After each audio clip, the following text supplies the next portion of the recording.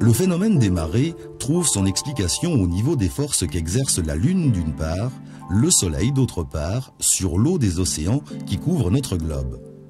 L'eau est un fluide qui peut se déformer sous l'action des énormes forces d'attraction exercées par ces deux corps célestes.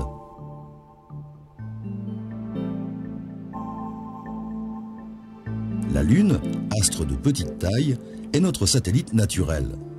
Sa relative proximité de la Terre fait qu'elle constitue l'élément d'attraction principal s'exerçant sur l'eau de nos océans. En fait, son influence est environ 2 fois plus importante que celle du Soleil.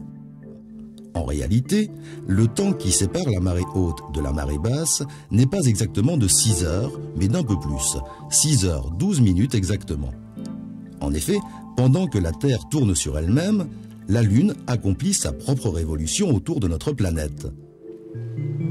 Lorsque l'on reste au même endroit de la côte pendant plusieurs jours d'affilée, on peut remarquer que l'amplitude de la marée varie chaque jour un peu, tantôt en augmentant, tantôt en diminuant.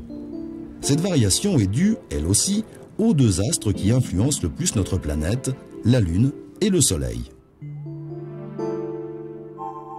7 jours plus tard, la Lune et le Soleil sont disposés perpendiculairement par rapport au globe terrestre. C'est le premier ou le dernier quartier.